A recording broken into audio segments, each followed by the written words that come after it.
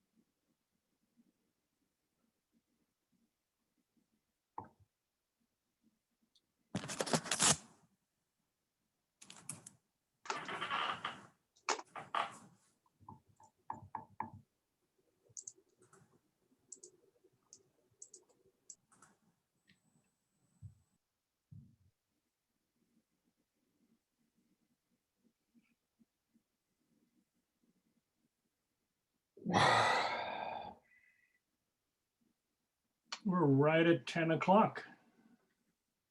Everyone ready to start? Take it away. Take it away. All right. Good morning.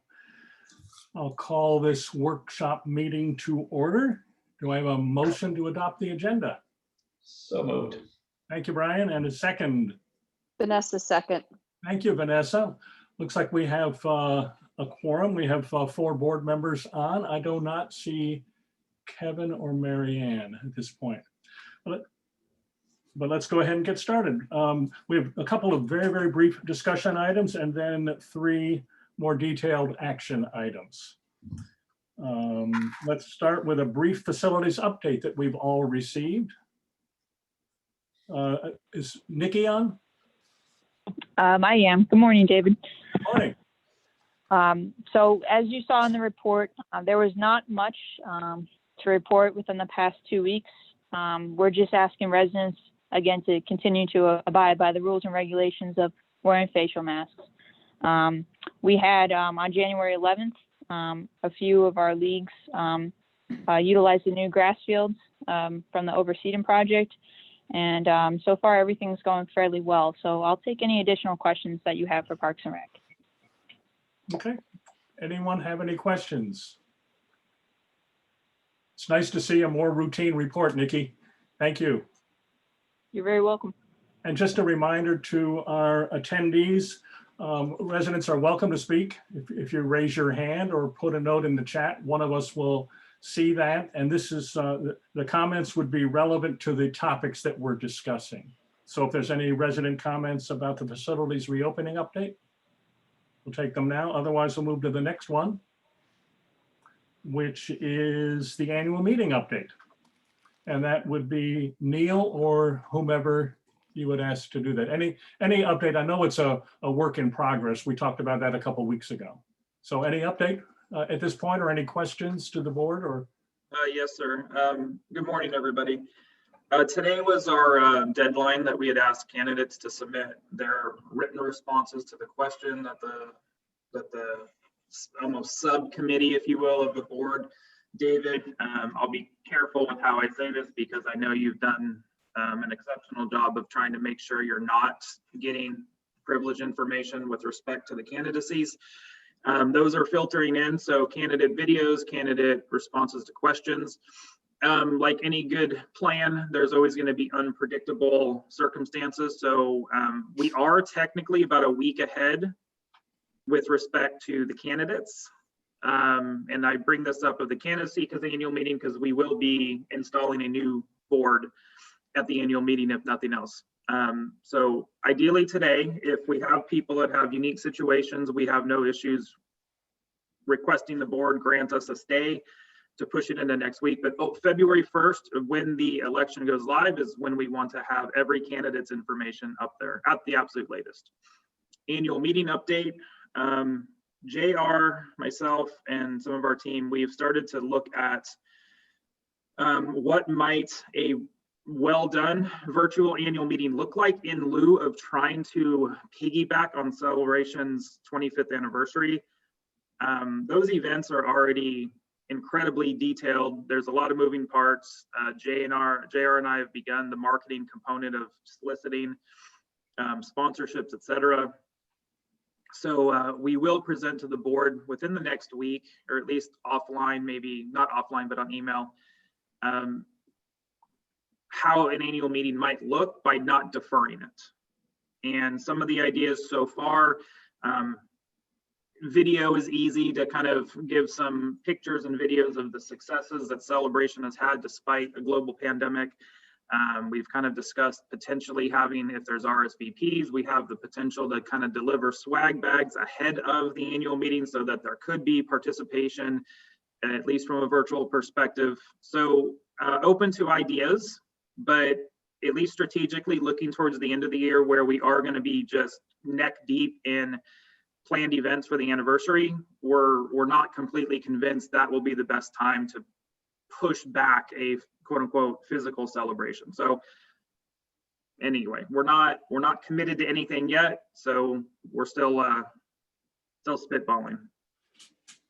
So what we're looking at is, contractually, or I think we have an obligation to have an annual meeting in March. We're not quite sure what it's going to look like. We know that it's going to be virtual.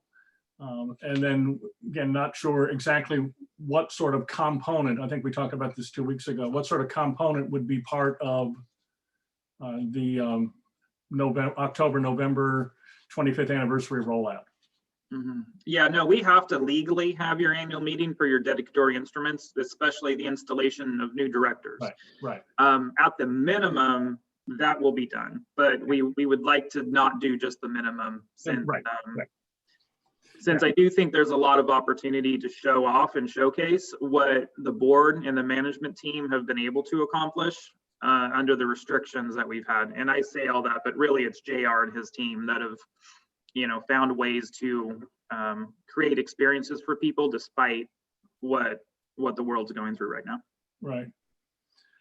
Yeah, just a quick reflection that, you talk about what the board has done, what the management team has done, we're going to look at workshop topics later, looking at what we've done this year. We have accomplished a lot, even though we've had to be virtual. But the other addition I would encourage looking at is what committees have done, because all committees took a pause, but then they geared back up. So I think that's noteworthy.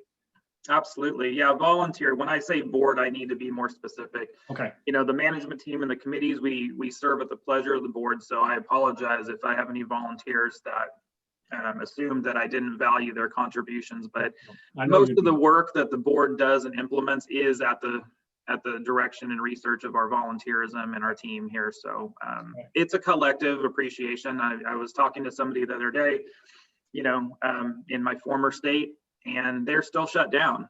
And, hearing that and, understanding their situations, it was just incredible to me how Celebration has, I say it all the time, but it's just been the tip of the spear of how our board and our volunteers, our homeowners, and our management team have all responded in innovative and creative ways. And I'll be the first person to admit, not everybody is going to think enough has been done, and some will think too much has been done. And I acknowledge and respect that, but it's very impressive. It just goes to prove that Celebration's reputation and its brand is appropriate. And this year has been pretty crazy. Well, for the past 12 months have been pretty crazy despite that. Yeah. And we've had lots of dialogue prior to your arrival 6 months ago. We've had lots of dialogue back and forth with the board to be safe, but try to be responsive and continue the community spirit that we do have. Yeah. Any comments from the board, input from the board at this point? We're talking about mainly the annual meeting, the one in March. We're talking about the one in 6-7 weeks, first week of March. So Neil, none of the candidates dropped out. So we've got all 8 candidates still in, right? That's correct. As much as I'm aware, I've not had anybody decline to continue, or it's my understanding the candidate orientations did not scare straight anybody. So it looks like we'll have a slate of 8, which is actually better for the town than a slate of 4. Perfect. Thank you. Anything else, Vanessa, Diana? David, I was just going to add a comment on the annual meeting. I think we can put together an agenda and do, my envision for this is to put together an agenda, thank our outgoing board members whoever they end up being, do the same format, but just do a much briefer one on a Zoom format. And the swag bags, I don't know, Neil mentioned that, if that's something for our people who RSVP, might be something to do that. I do think we should go ahead and just, have it in whatever version it ends up being, and then pushing it to the fall. After thinking on it for a while, I kind of agree with Neil that while we can include some of those elements in our fall celebration that we would normally do during an annual meeting, I really think we need to go on with some format to make it official and install the new board and move forward. That's a very helpful framework. We have the annual meeting in March, but what you've just said is we can do something that engages the board in the fall. I know that I think on Kevin's initiative a couple of years ago, we started some town hall meetings, and we would have the board in the front and sitting on stools, and we morphed that into last year's annual meeting. So there may be some configuration for the fall. We don't call it an annual meeting, but we call it, who knows, call it something else that involves the board and or committees and or something that's, you know, it's not entertainment like one might have at Lakeside or the CCFC. It's not. Yeah, I a agree. I parade. love that. I love that idea of the town hall style, maybe in the fall. But then, this just doing a brief, 1 hour Zoom that we invite the community to, just to do the official meeting Yeah. for the March, before, Yeah. the in, the out, and then do something in the fall.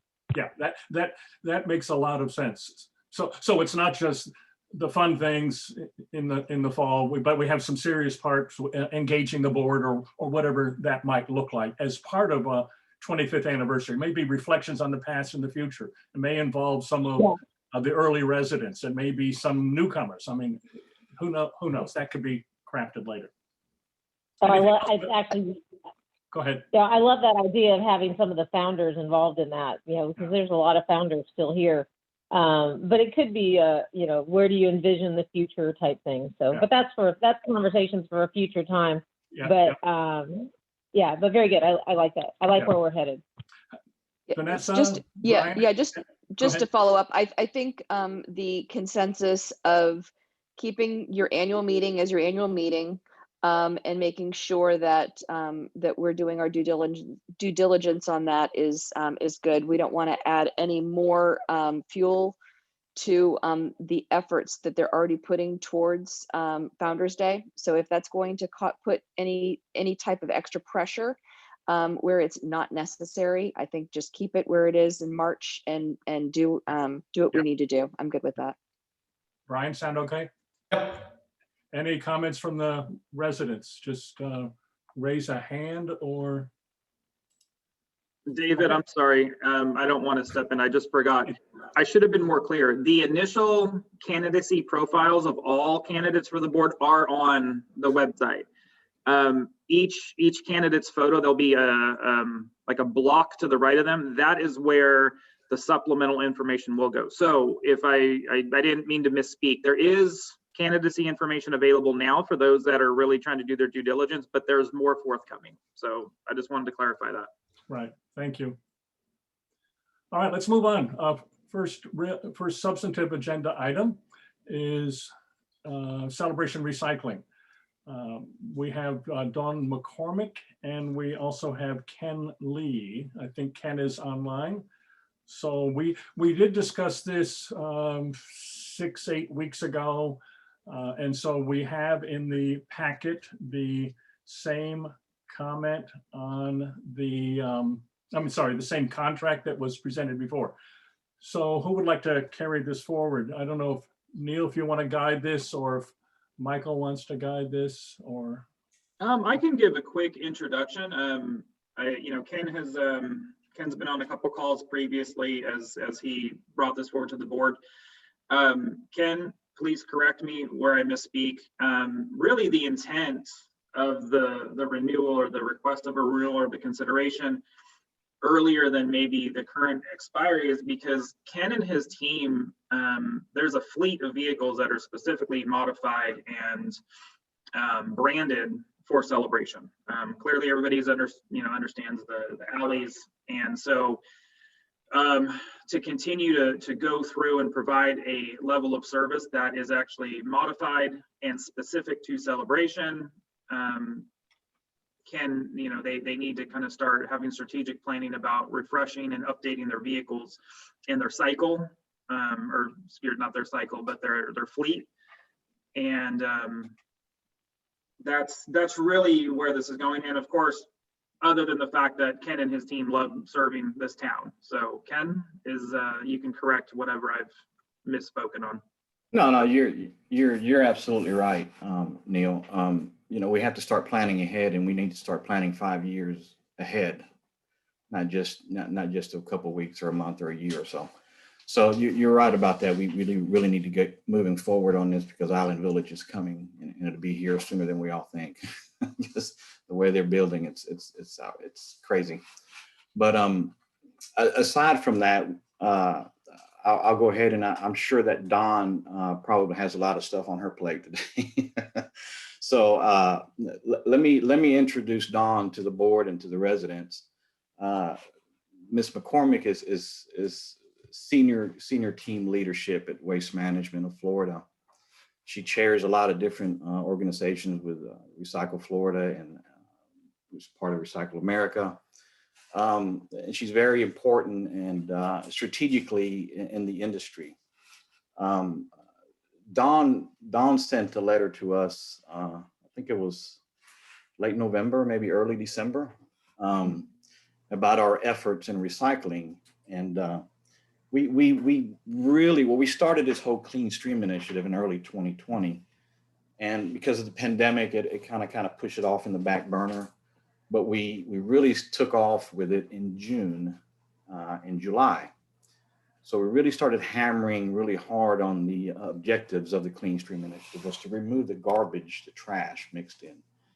And we did that with a lot of help from the top down, from the board members all the way to town hall, CCMC, and the residents. I had to get them on board. And we did that in different ways by getting the youth involved, doing the color the recycling truck contest, which was really great and awesome. All these kids, all these drawings are just, you just it's crazy, but it was really neat to get them involved. But we've moved forward, and we were able, with the help of Waste Management and Don's team, to get our recycling down to 5% or less contamination. And that is a really, really big deal. And a lot of folks don't really, because of course it's not in their face all the time with the recycling. But it's a really big deal, because for us to accomplish that, it took a lot of effort and a lot of work from everybody involved.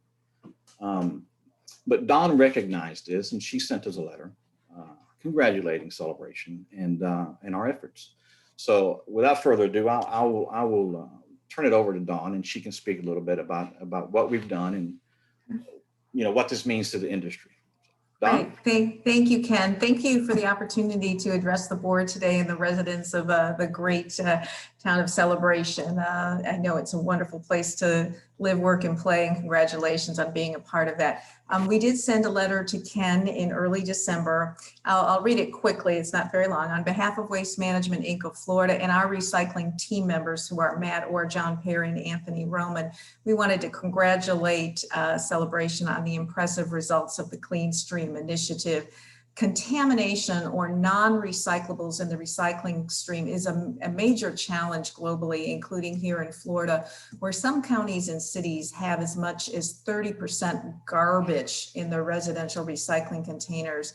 And prior to the initiative that Ken led, Celebration was at about 15% contamination in their recycling. But thanks to your leadership and the dedication of your sanitation staff and the Celebration residents, you've reached an industry-leading rate of 5% or less contamination or garbage in your recycling. And as a side note, that's just amazing. You've achieved this noteworthy milestone through education and communication on Celebration's website, creative engagement with your residents, and special outreach to your students, as Ken mentioned, with your recycling art contest with more than 200 participants. So engaging your young residents is a great best practice.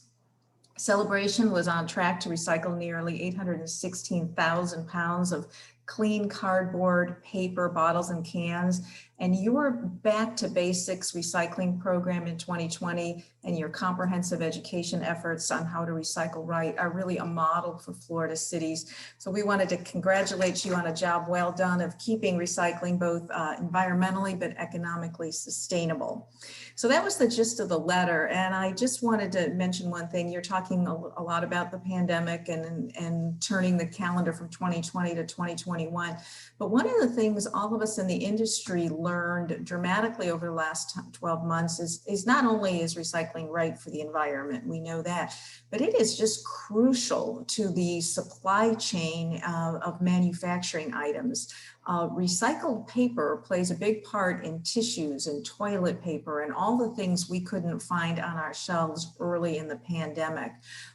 There was actually a shortage of aluminum cans mid-year because some of the bottle bill states shut down their programs, and there was not enough aluminum coming back to supply some of the consumer goods we're used to drinking out of aluminum. And as you know, more people were home drinking sodas and other adult alcoholic beverages in aluminum cans, and the industry saw a major shortage. But even some of the PPE items with the plastic that need recycled plastic to make those items. So I just want to congratulate Ken and his team and the residents of Celebration, not only of getting down to that 5% of recycling right, making sure, again, you're only recycling clean, empty, and dry paper, cardboard, bottles, cans. It's a simple way to remember it, but also really helping the supply chain during this pandemic and making sure that our manufacturers had enough recycled material and content to make new goods with that. So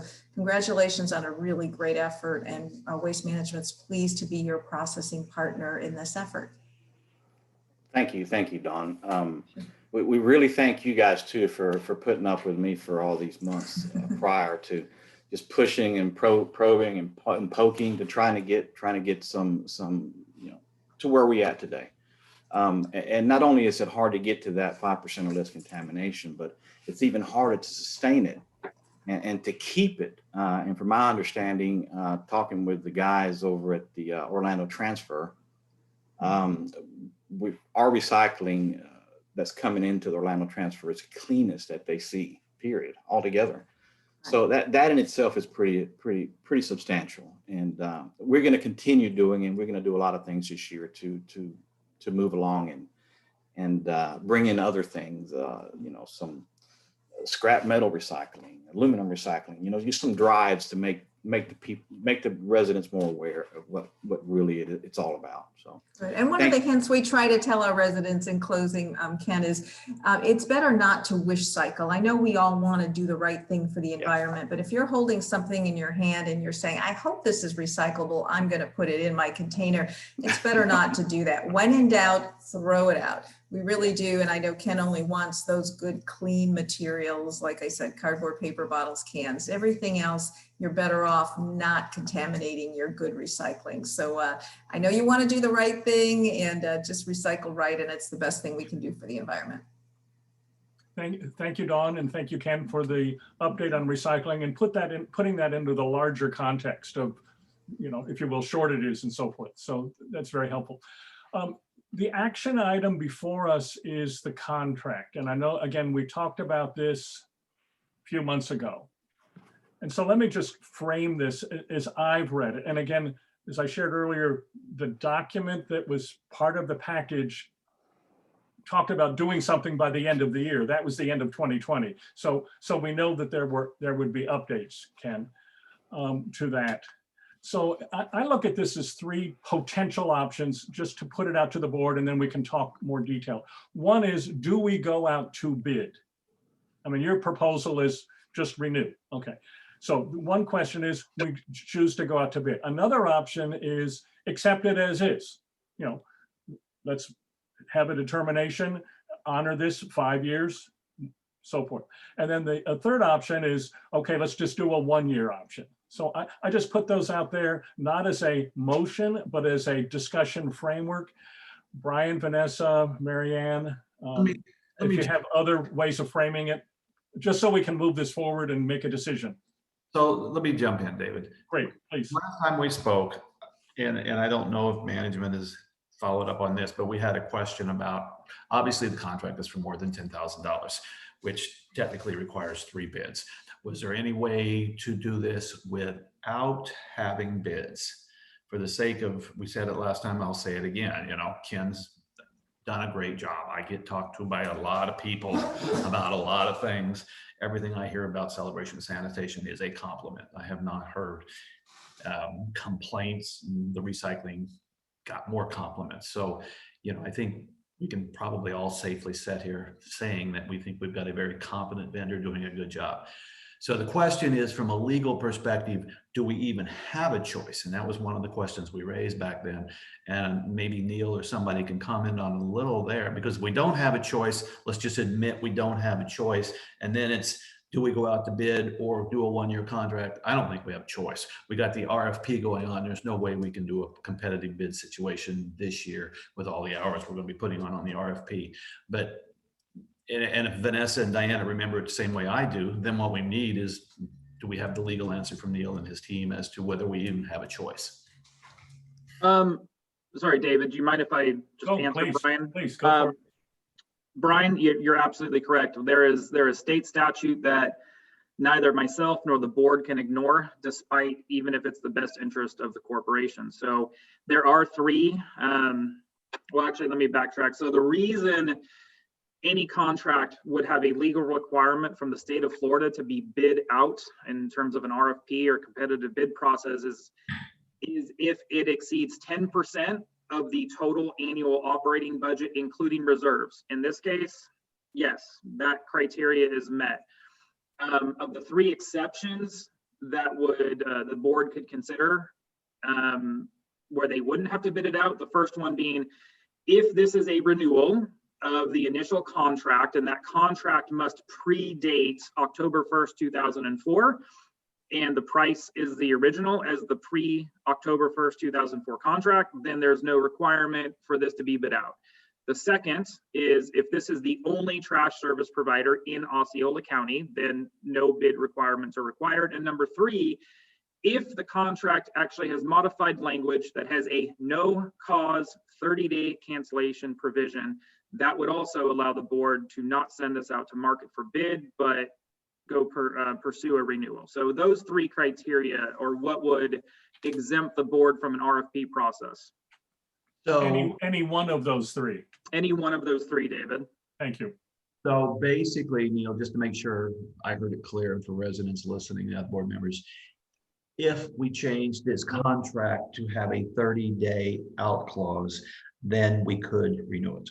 No cause out clause. Sorry for the vernacular, but yes, 30-day no cause termination. And that would go both ways. Ken knows exactly what I'm talking about. So yes, that would be the mechanism under which CROA board could honor a renewal without the consideration of going to market. Okay. And right now, Ken, as it's drafted, and I read it a month ago, I think it's got a 90-day out clause. Is that a correct statement? That's correct. It has a 90-day, which is a standard across the industry, yes, for contract. If I remember right, we asked you this question 6 weeks ago, and you would change it. Is that a correct statement? Well, yes, I would be willing to change it. And it's only one reason that I would do this. And not that I'm worried about it going out to bid or even someone else bidding and coming in and taking over the contract. I would be willing to do it, even though I'm skeptical about it, but we've been here going on 15 years. So I think if there would have been something wrong with this company, it would have been, a long time ago, we would have been gone from here. Our service is impeccable. And I'm not trying to, pat our backs or toot our horns, but we do a good job. And if, like most of you guys know, Celebration Sanitation was created specifically for Celebration. There was reasoning behind all of this in 2005 and 2006, was because there was so many issues with companies coming in and they would buy the other company out, and all of a sudden Celebration's left in limbo with someone else doing their garbage and didn't have control over this particular utility. So when the trash committee was formed, and Lee, you're on here and you know this, it was formed for the specific reason to find an alternative to the problems which plagued Celebration years prior to 06, correct?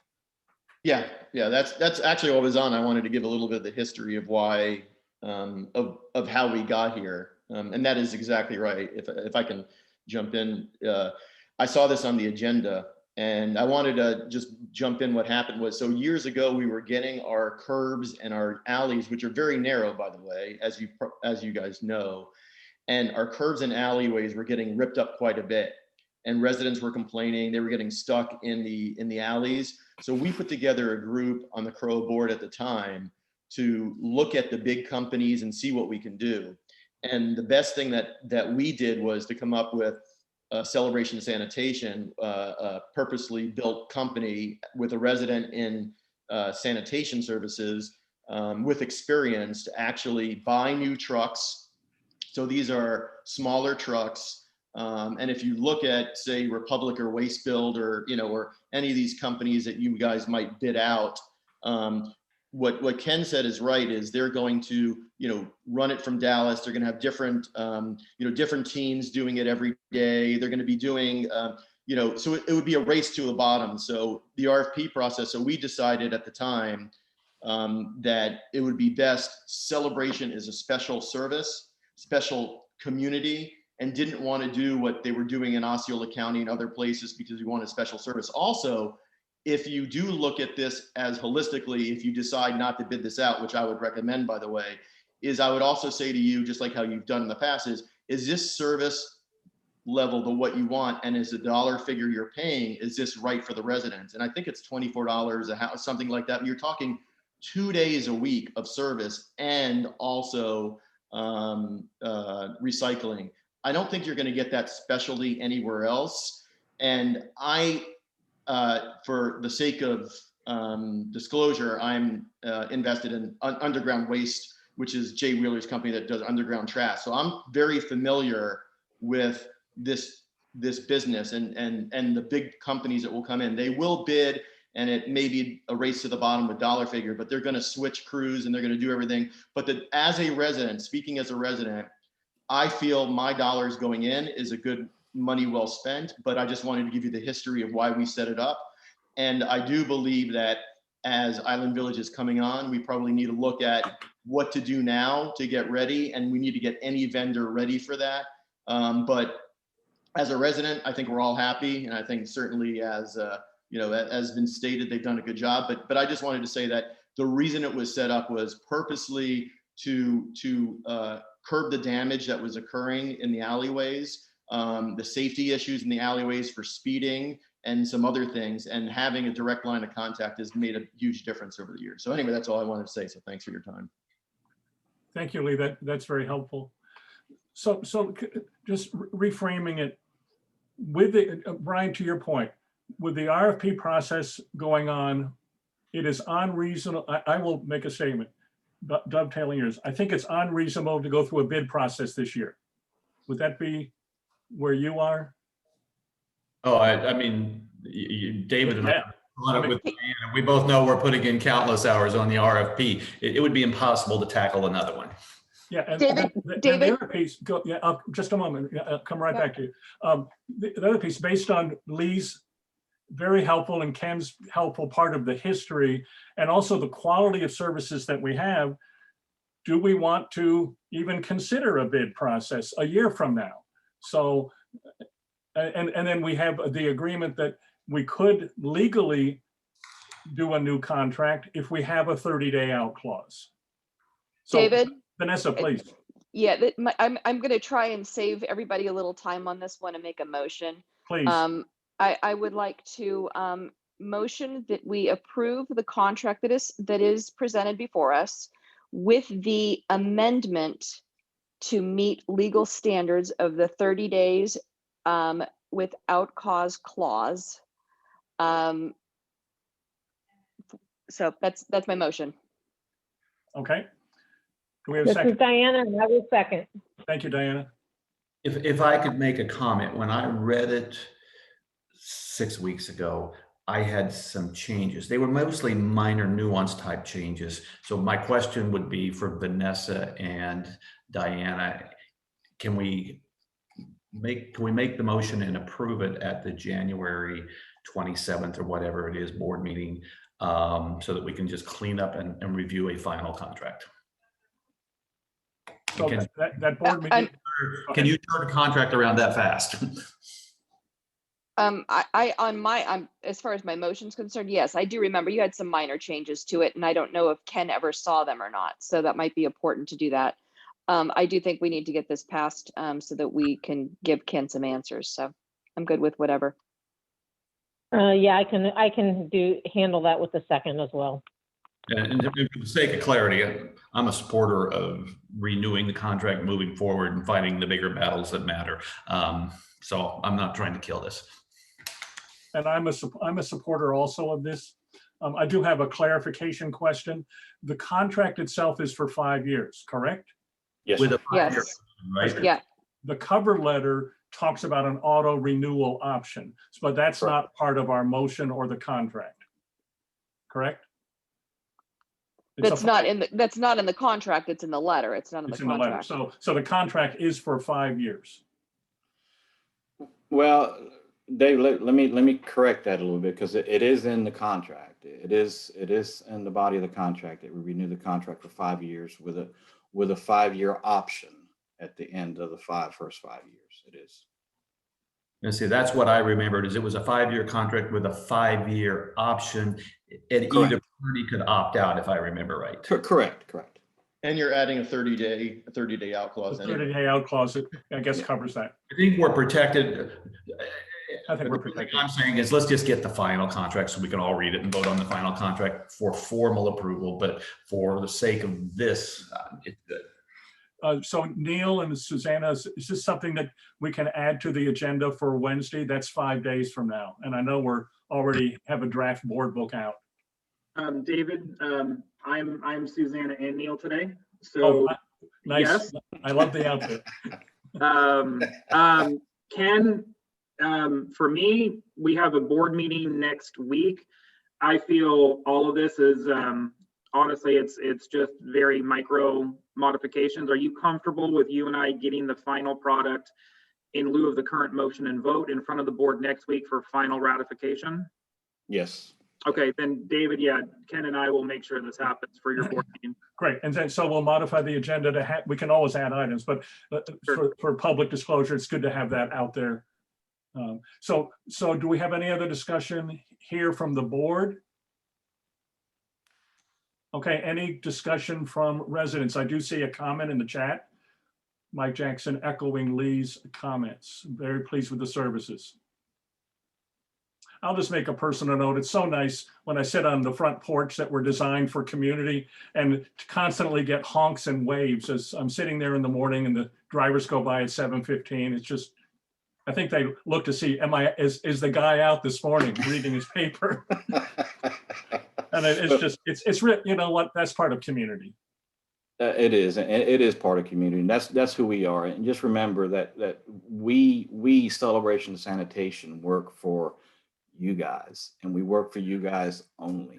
And that's something that needs to be really, you know.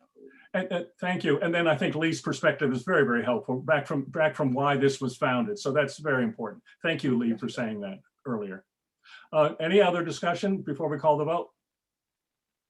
Okay, calling the vote. All in favor? Aye. Aye. I heard 4 ayes, and that's 4 of us who are here. I don't think Marianne or Kevin have joined. Okay, motion passes. So Neil, you and Ken have your work cut out for you. Thank you, Ken. Thank you, Neil. Thank you. Thanks to all of you guys. Thank you. Appreciate the presentation today too. Thank you so much. Thanks. Spring Lake Gardens, Tim, I think you're probably on deck. Spring Lake Gardens, we signed a new contract or agreed to that a couple months ago with the Spring Lake Gardens Service Area Committee and identified a vendor, long discussion. How about a report? I know you have one in the packet. So can you talk with us? Yep. So good morning, everybody. Good morning, Tim. Things are going well out in the Spring Lake Garden Homes with the new landscaper Exquisite and his crews. They've gone through, they're taking their time learning the property, just paying extra attention to the detailing. I'm very happy with the progress I've seen out there. A lot of the homeowners are as well.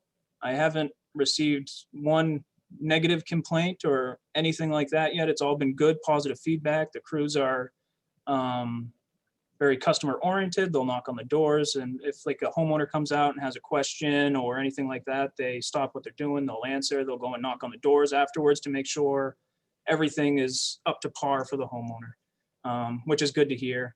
They're taking their time pruning with, making sure they're not making any damages. I've stepped back and watched them actually pull out their hand snips and hand snip along the metal fencing so they don't hit it with the pruner. So they're really paying that extra attention with the detailing.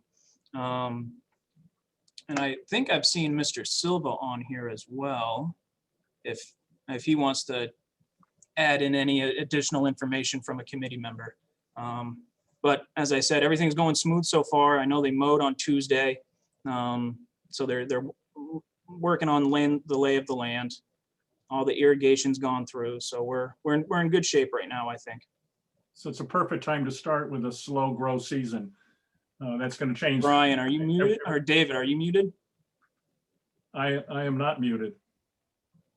Nope, you just can't hear because, yeah, we're all talking. You're good. Okay. Yeah.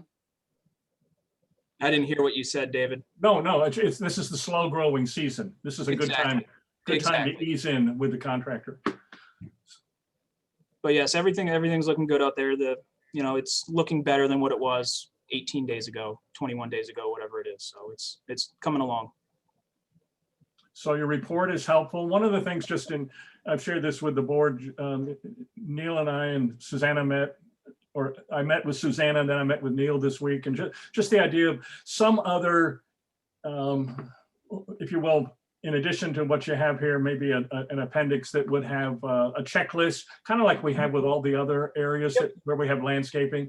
And I don't know what that looks like. It may look the same, it may look different. But just if you think about, I know we're going to do a monthly report, but if you think about a draft of that for our next workshop, and just so we can talk about and say, hey, I don't think this will be helpful, or I think something else might be needed, just to review something that seems to make sure that everyone's on the same page, from management to the service area committee to the landscaper to the board, so that we're all looking for and expecting the same thing. I just think that helps. And I know that when we did that a couple of years ago, it really helped. Yep, I have one. So it's pretty much basically the same one you guys see in the monthly report.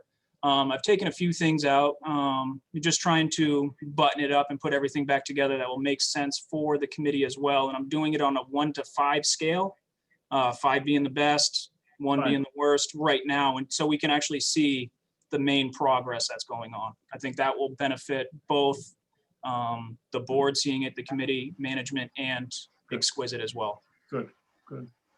Any comments from the board before we open it up to any residents? Since Tim mentioned, hang on just a minute. I want to see if there's any comments from the board first. Brian, Vanessa, or Diana, before we open it. This is Vanessa. I'm good. I would appreciate any insight from the committee when all the board members have spoken. But no, I'm good with that. Thank you so much. All right, good. Thank you, Vanessa. Diana, anything? No, I'm just pleased to see that there's positive movement. Yeah, absolutely. This has been agonizing months ago, particularly for the residents. Joseph, I'm sorry to interrupt. Go ahead and speak if you would, please. I'm sorry I interrupted. That's okay. You're okay. You're okay. You're good. Just trying to follow up Tim's comment. It's been refreshing to see this group working in Spring Lake. Everybody is friendly, working hard, asking questions when they see you. They come over to you, ask you if you're pleased with what they're doing. Is there anything else they could do? And this is 180 degrees from what we have been accustomed to. And they're working hard, but I want you to understand they're playing catch up. And it's unfair to them, but they're handling it in a positive, professional manner. The work that was left by Yellowstone was just phenomenal.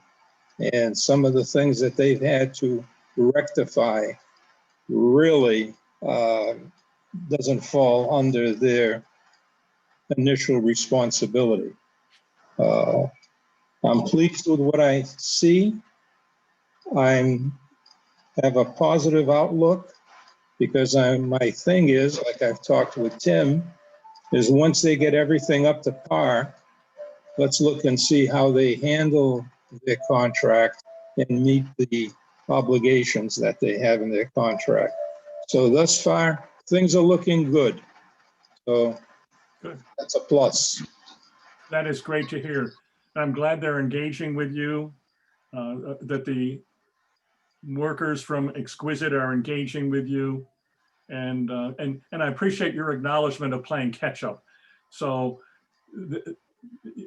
it's good that they're catching up now. And then we get into the growing season and then the manicuring and so forth. And hopefully it stays on that positive track.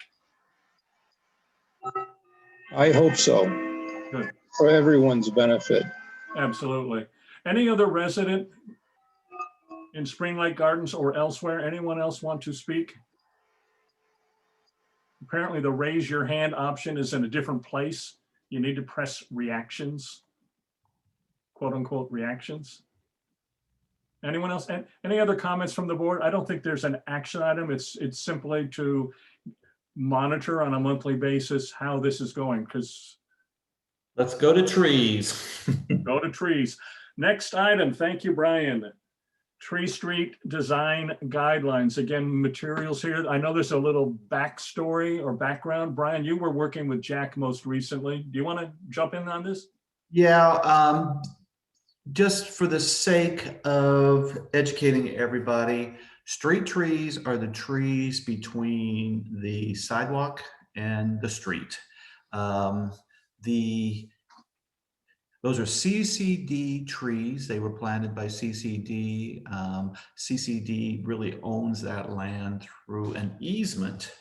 There was a law change that went in effect a couple of years ago, which basically gave CCD no control over that strip of land. And it made it so basically a resident could do what they wanted. Because we are a homeowners association, CROA has the ability through ARC to put some rules in place and require approvals. And CROA, talking with CCD, thought it was wise to put those rules in place because otherwise people could just start cutting down trees, doing whatever they want. We've got 20, 25 years of growth in a lot of these trees. It does make streets more beautiful and everything. So we wanted a controlled process. This process has been going on. This conversation has been going on for 6 to 8 months, dragging through other priorities. And then Jack won last November. When he came on the board, him and I kind of just said, we'll try to get this done. Jack wanted to be with us this morning, but he's on a golf course. So he told me I was on my own. And I think we have an agreement here that for the most part makes sense. And I'm just going to kind of walk through it here. CCD trims trees 14 feet over the center line of the road. They'll do it 8 feet over the sidewalk, and they'll do 5 feet from a structure being a house, for example, in this case. Residents need the ability to trim those trees too. I've certainly trimmed the trees in front of my house. I live on Golf Park. So then we wanted to have rules. And the rules that we've really put in place here is that CCD will make its cultural or culturist, arborist type person available to look at a tree if a resident wants that tree looked at. CCD inspects all trees twice a year through their arborist, which is a service company, to make sure there's no diseased trees or anything. If there's a diseased tree or that, then they will cut them down, replace them, whatever they need to do. If a resident feels that a tree is just unsightly, out of control or something, they need to go through the arborist first, and then they have to go to ARC if they actually wanted to cut it down, do severe trimming or something like that. We put ARC in this role kind of to have a process that looks at the common sense approach here. If a oak tree is roots are getting into the sprinkler system, that would be the resident's problem. If it gets into the driveways, that would be the resident's problem and expense. The arborist, it was interesting at the last CDD meeting, said, and he personally has been in the business for 50 years at his company for longer than that. He's never seen oak tree roots damage a foundation. He said the way tree roots grow is they will look for the path of least resistance, and a foundation concrete is actually thick enough that a oak tree roots will always try to avoid a foundation. A driveway is different. It's thin. They'll go right under it and grow and push it up. So that's why you end up with the issues that you end up with driveways and foundations. Most of the oak trees that we're talking about are in front yards and that, and most backyards or driveways here in the backyards. You know, so we've got rules here which CDD at the last meeting looked at. They're happy with this document. Personally, I'm happy with this document. There is a couple of things in here which, you know, it says like under 1E that owners can hire their own company or use the CCD arborist. We want it to actually be the CCD arborist that they use. They charge like $50 an hour, so it's not an extensive thing. And then we get a consistent look at, but then we have a consistent process for going forward. And I think the last piece of the puzzle really here is for this board to say, we're comfortable with this approach and move it forward. So at this point, I think really we're asking for board comments and then any comments from the public. We did, when we walked Island Village last week, go through this exact issue and discussion. One difference in Island Village, as an example, is there's going to be more room between the sidewalk and the street than we have in current Celebration, so that there is better room for growth of the tree. And also, when Celebration was originally planted, you had all kinds of oaks being planted. They're going with a specific type of oak these days. It grows straighter, the roots push down into the ground deeper so that you avoid some of these problems. So we hope with new trees that get planted, whether it be Island Village or replacement trees here, that these problems absolve themselves considerably going forward. But this is the reality of the situation we're in, and that has led to this situation. And that's kind of the wrap up, David. Yeah, thank you. That's very helpful. A couple of clarifications.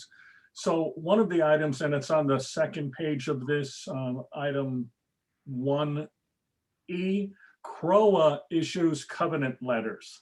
So where does the source of a covenant violation come from, for example, for the trees? If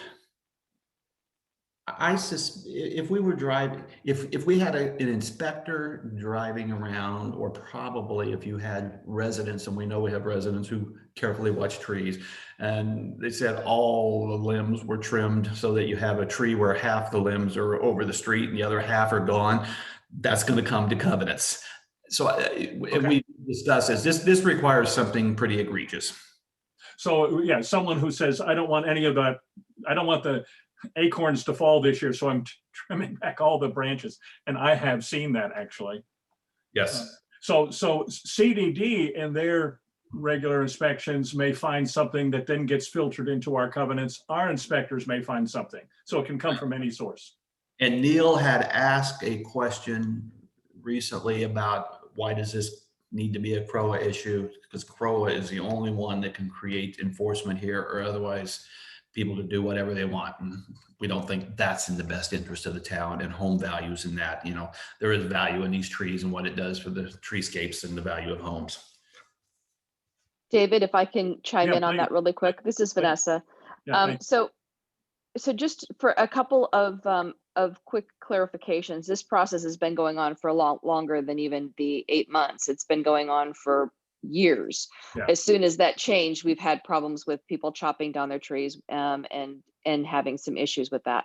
So this is something that does need to be resolved. I understand that, you know, is this really a CROA issue?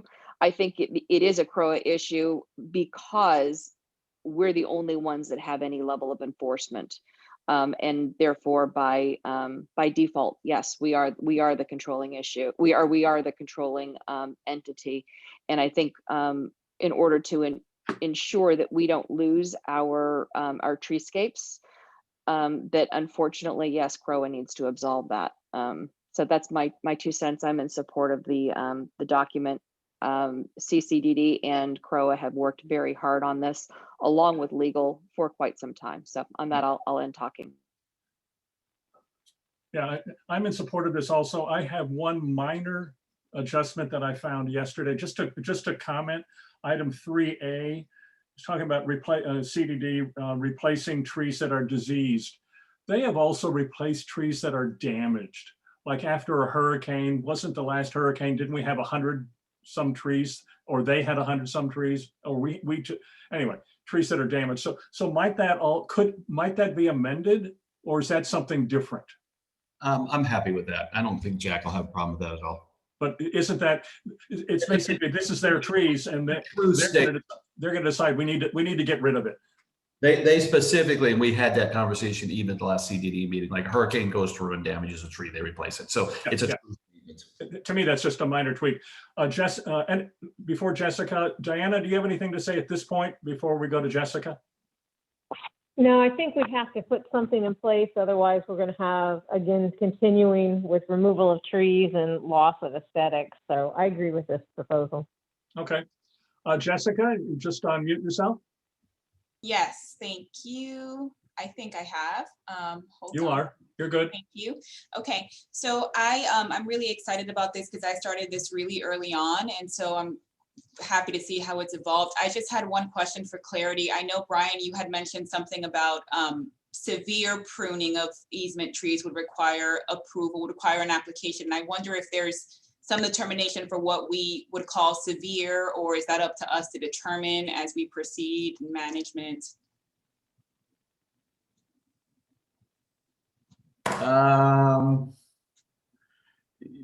That's a hard question, because I certainly pruned my trees, and some people thought it was severe and some people didn't. Right. Would it be something that was severe enough to where it would cause damage to the tree? I think maybe we change the word to be severe enough that it would cause damage to the tree. Yeah, I like that, because I know we're all in agreement that you can't possibly ask for everyone wanting to trim their tree to submit an application. It would flood us here. Now, where's that language at? Can you just help remind me? It was the first page, and it's no longer on the screen, so I can't tell you. Okay, hold on.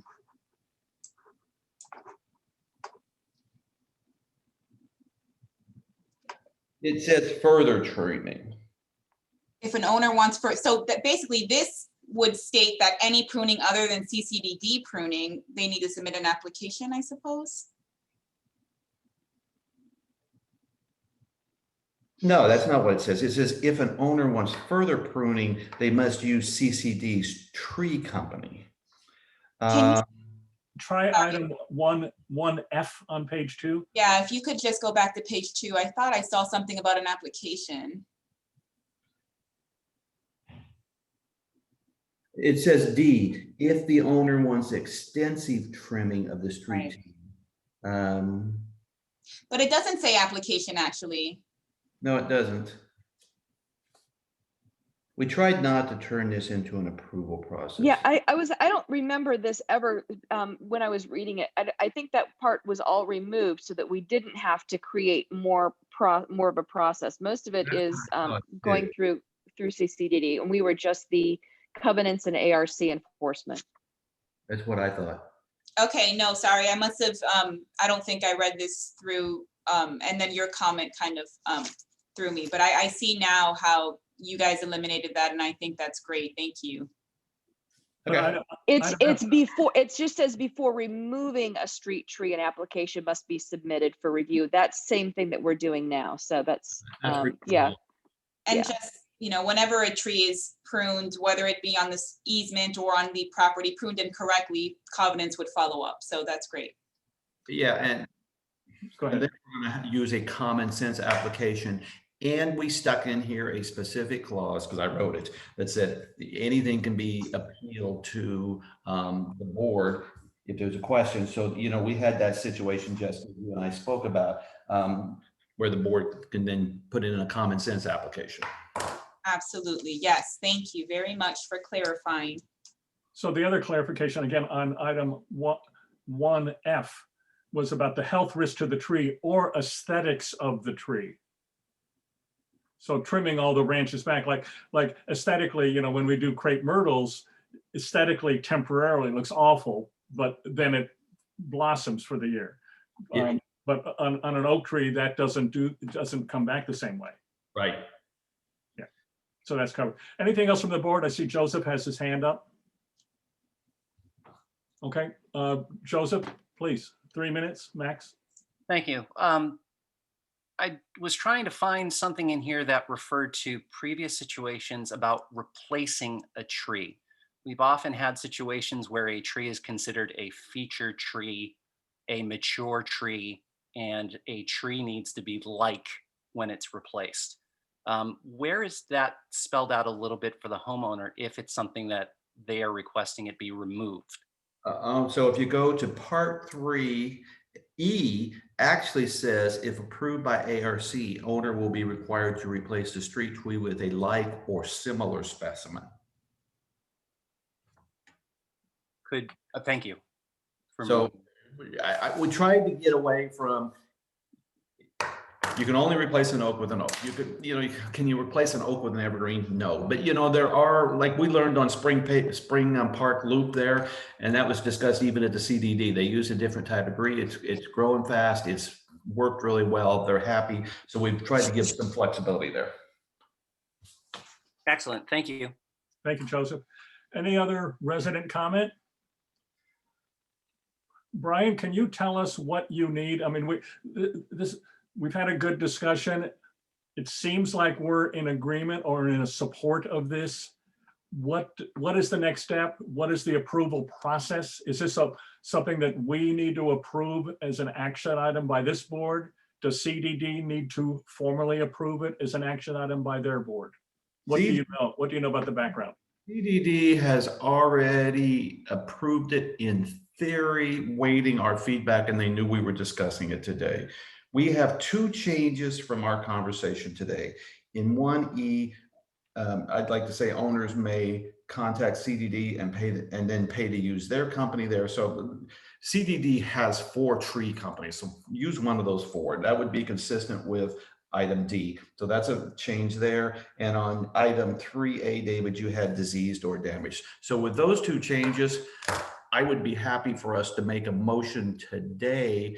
If we approve this, then we'll tell CDD, here's final language, and they may choose, they've already bought off on it. If they want to adopt it, great, or they may say thank you. That can be their choice. So I'll motion then to approve with the changes noted by Brian. And I'll second it. Any further discussion from the board? Any further discussion from residents? Call the question. All in favor? Aye. Aye. Aye. Good. I have 4 ayes out of 4 attendees. That motion passes. Jessica, will you make those final changes? Send it to me. I'll do a proofread. And then once we've got that, that'll be the thing. And then we'll send it to CDD and say it's done. Yes, I can do that. Thank you. Great. And so will this become one of our, this will be one of our procedures probably in our architectural guidelines or covenants guidelines or both? We'll fit somewhere. It needs to be posted on our homeowner website. Right. Once approved by the board, we will have the go ahead to do that with JR and Patrick's help in getting this on the website. Yeah, so this is approved by our board now and pending CDD's approval, and then they can post it however they see fit for their purposes. Great, thank you. Any other discussion on this?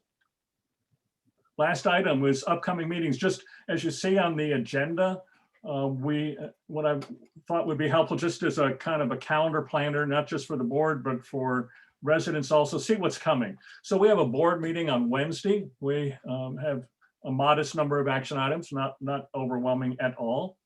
We do have scheduled a town hall workshop that we asked for 2 weeks ago. We did find a date. We will be doing that all virtual. It'll be at 6 p.m. And our one agenda item 6 p.m., I'm sorry, on Monday, February 1st. And one agenda item, which is the CCFC capital improvements, other places where we're looking at amenities. I know we're on a pause right now, but this is part of that plan that the board asked management to start looking at back in October, I think, with a report for March about what we might do in terms of some of the various amenities we've been talking about. So that's, go ahead, please. Someone's jumping in. Yeah, Brian, on item B, my question for you, or maybe it's for Neil, is we know, because we had a discussion a couple of weeks ago, we know we're waiting on the engineering report. Who's preparing what so that this can be a constructive meeting? Yeah, and by when, so things, advanced documents are prepared for the residents in the community. Yeah, I think whatever it is that's going to be prepared, I think needs to be on the website so that we can have a very constructive conversation. So whoever is doing what, if we can just get an update. Yeah, thank you.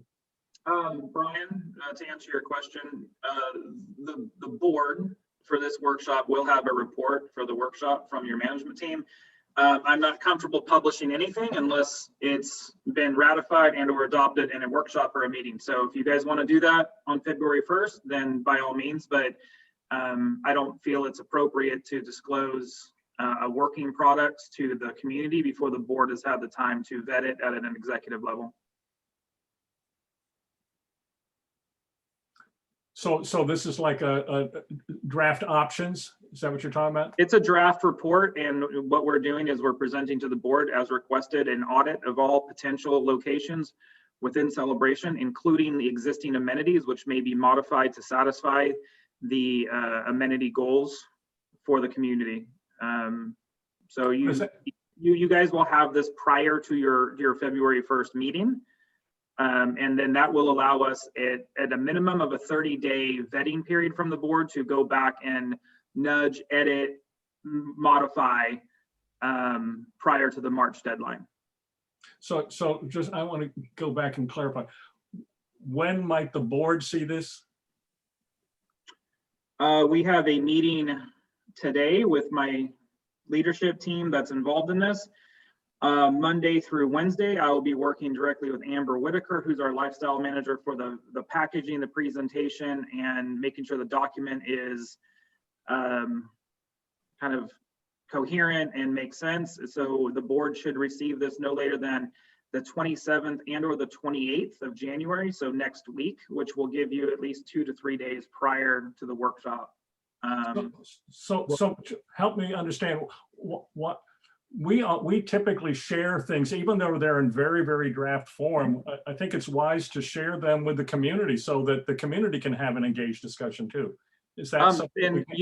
And David, I'm very transparent. You don't have to agree with my recommendations. I don't think a document or anything should be published openly without the board having a chance to review it first, even if that means 20 minutes. So we can publish it at the same time if you want. It's just, we are not preparing this package to be a presentation to the community. We're preparing intel to give to the board so that you can give us direction if you want modifications. David, I'd be very happy if we got it on the 27th, 28th, and we published it Friday afternoon even. I mean, I'm fine with that. If we can have it a day or two before it gets published to the community. Will that, Neil, one thing I wasn't clear on, will this include feedback from the engineering work or not? Brian, I'm at a point now where I'm not going to condemn this engineer, but I'm going to tell you maybe. It was our intent that this would be part of it, to also include and reference previous documents the board has paid for and vetted. I'm at a point now with this particular engineer that I am no longer going to defend the delay. So we are trying to pressure them and help them understand that our deadlines were predicated on what they committed, not ours. And ideally, we could get this in the next week. I know I'm going to defend Mike. He has done everything reasonable to help this business partner understand the deadline, but I can't defend them anymore for the delay. Okay, I appreciate the directness and bluntness of that answer. I will ask David and I will ask Vanessa and Diana. I my personal belief is we need the engineering report to have the meeting, because how I envision this working, and all the other work that Neil and his team has done here, I think is great, and we could look at that in advance. But I actually envisioned a meeting where we sat there and said, this is what the heck we can do with the first field. This is what we can do with the second field. This is how we think about lot B. This is how we think about lot D. I envisioned a lot of feedback from the community, I'm certain, because people are talking to me, where we could actually have some give and take and have a fun conversation and say, this is how we move forward. We would be smarter, in my opinion, moving February 1st to February 8th or February 13th. But we need to know if this engineer is going to tell us we got a $20,000 problem, a $200,000 problem, or a what. And so maybe we can, just taking off on that, well, it depends on what Vanessa and Diana think, but we could have a go, no go and call it next Thursday. If we don't have an engineering report, we could postpone the meeting. David, I would support that. There was no intention to provide the internal report requested by the board from management to be delivered without the engineer's supplement. So I would agree with that. I just, at some point, we have to be completely candid with you guys to manage not just your expectations, but our homeowners' expectations and of what the process is. So I would agree that, yeah, we could have a no-go-go flash, sent up, or a flare. But really, we are still pushing to get this report to supplement so that you guys have as clear and a concise package as possible to provide direction and leadership, and then solicit feedback from our residents and homeowners. Yeah, and start to weigh options. Yeah. And Vanessa, what do you think? Yeah, I think we stick with trying the February 1st, contingent upon receiving that. I think meanwhile, just based upon the information we have, maybe come up with a backup date in case we have to shift. I guess I don't want to stop the conversation, and I feel like it's been postponed against one more time. So, but I think we need to have a backup date. How about 1 week later as a backup? Well, I think we need to, because it's an evening. We need to make sure that we do our due diligence and make sure. We had problems coming up with the February 1st date is my point. I don't want to go and put a date out there and then end up changing it again. So let's just do some back talks. I'm going to say, because everything I hear is Neil and his team are ready, or very close to ready. We're waiting on this darn engineer. And yeah, that's my question. I mean, how confident are we that he's going to actually pull through on this? Or are we not? We're going to get a report, Diana. My frustrations are not with what the product or the report's going to be. My frustration is the communication and the timelines that were set by the engineer that continue to be missed. So I don't believe the report will be inadequate. I'm just frustrated with how the communication has flowed and expectations not being managed, not only for my team, but our representation of our board of directors.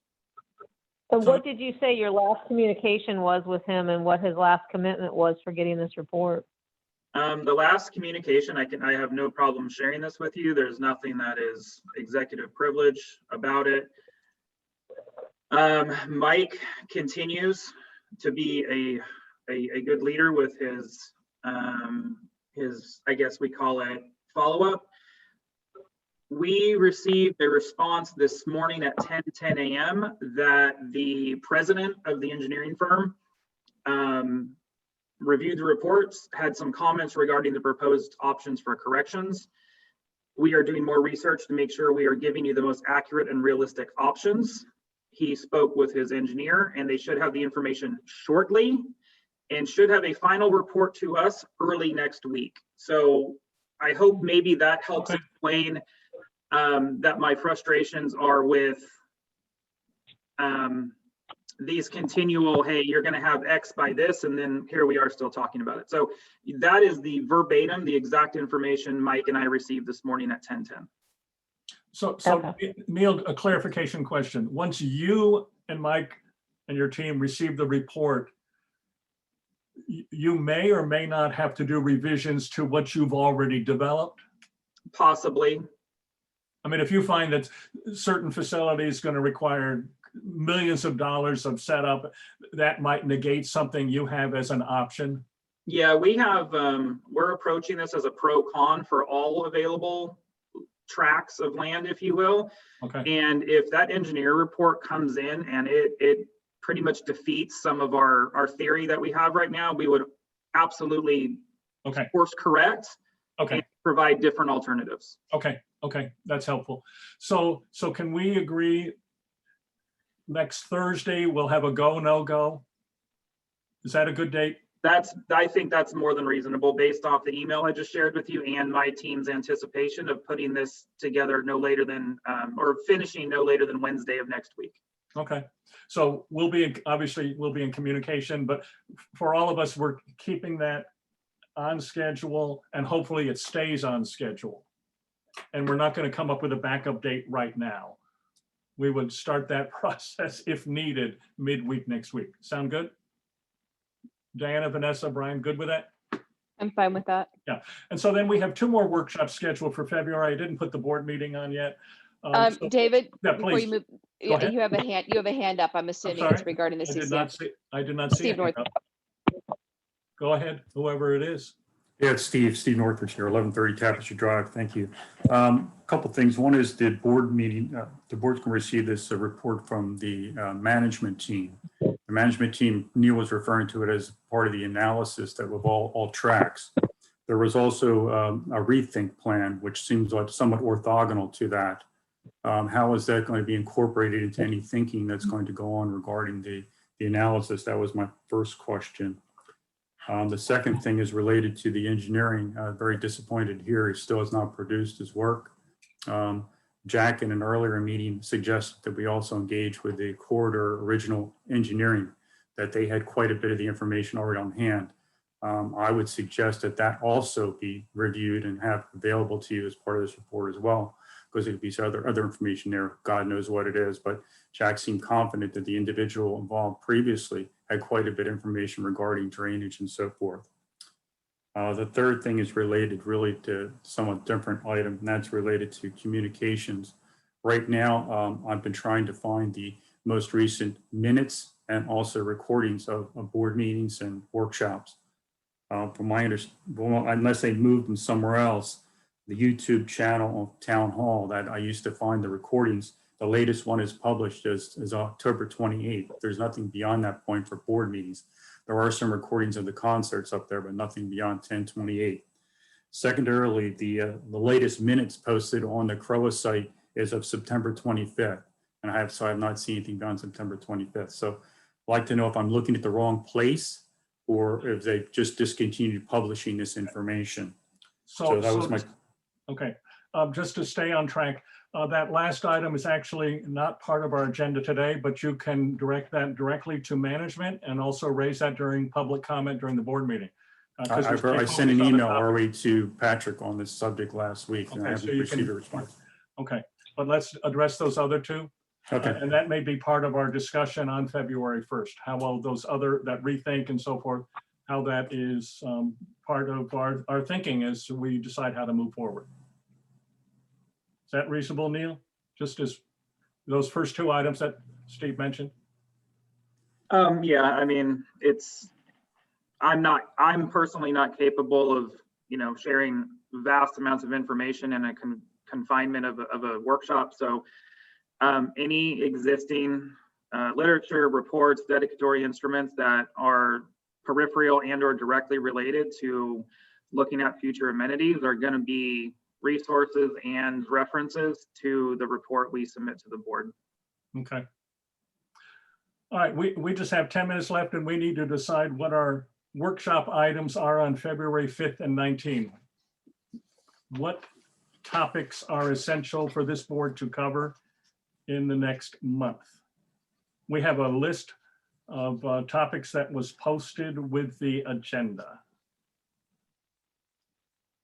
Is there anything that must go?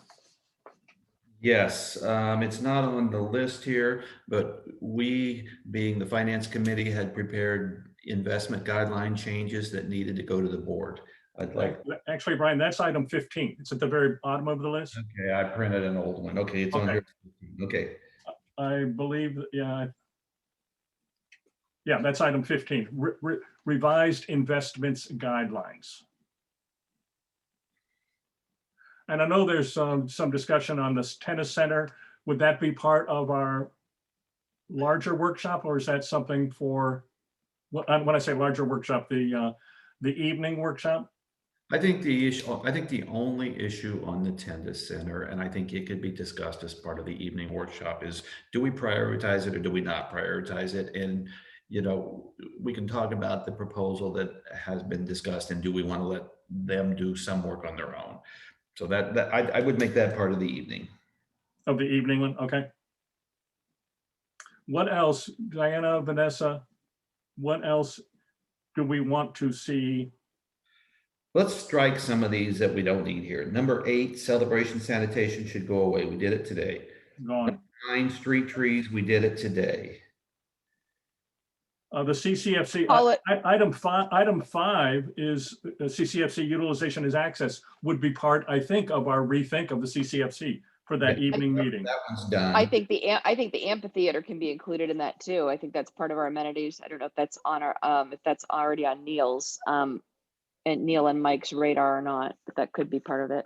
Is that part of that discussion potential for the evening, Neil, or not? Yeah, the amphitheater, that tract in Artisan Park is on the report. Okay.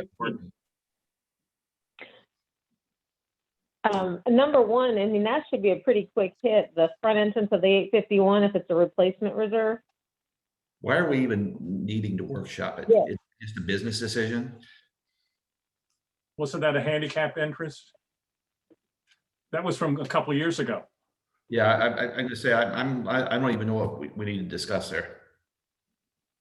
Do they just need to present bids at a meeting and we just need to approve it? I think.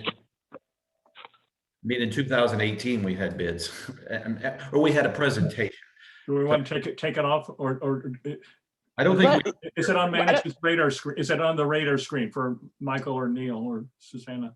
David, it's not on mine, but I can get caught up to speed pretty quickly. If this is with respect to ADA, I'm your guy. If it's ADA plus a front elevation overhaul to make the front of town hall more welcoming, I would also be your guy for that. It was, yeah, that was part of it because we were discussing it at ARC and all that stuff too. So so it's just definitely something that needs to be on our radar. Then David and board, go ahead and assign me as the liaison to this, and then I'll do some research and I'll start providing updates that are present day for you.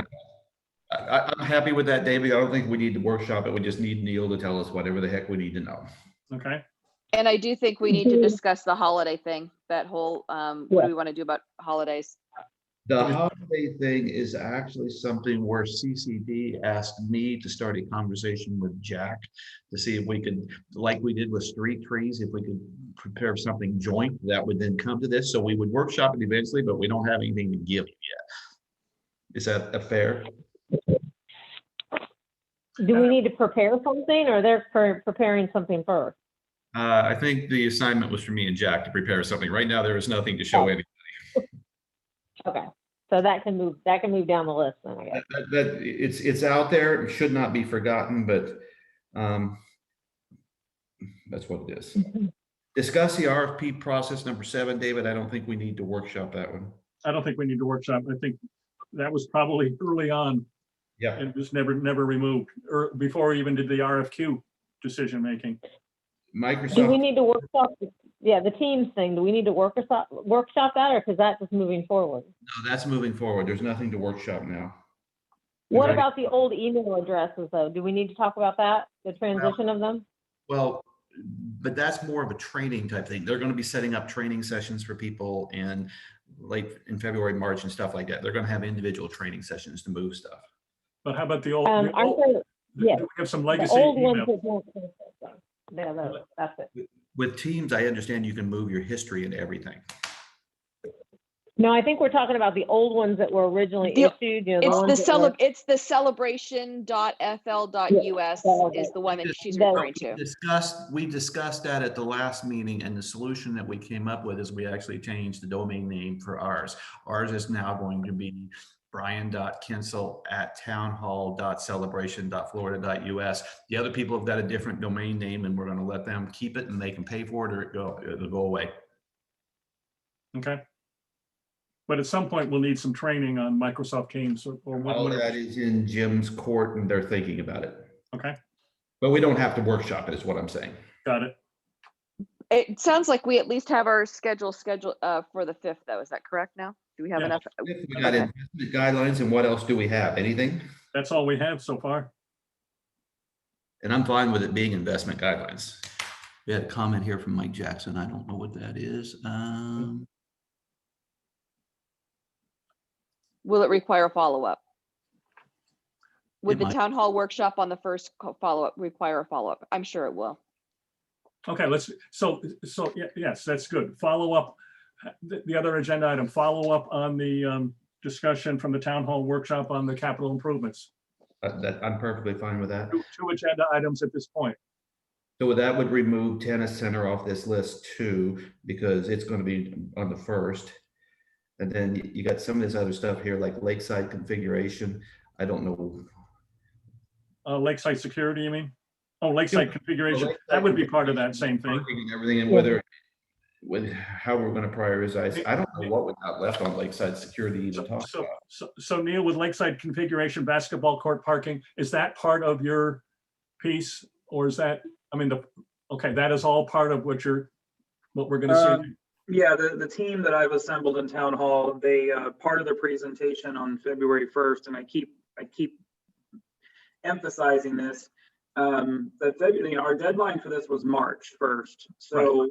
February 1st, this gives the board 30 days to give us feedback. But yeah, the team has looked at modifying existing amenities to bring them up to 21st century, I guess, service is probably, or at least trying to maximize what we currently have, in addition to exploring tracts of land that we could develop.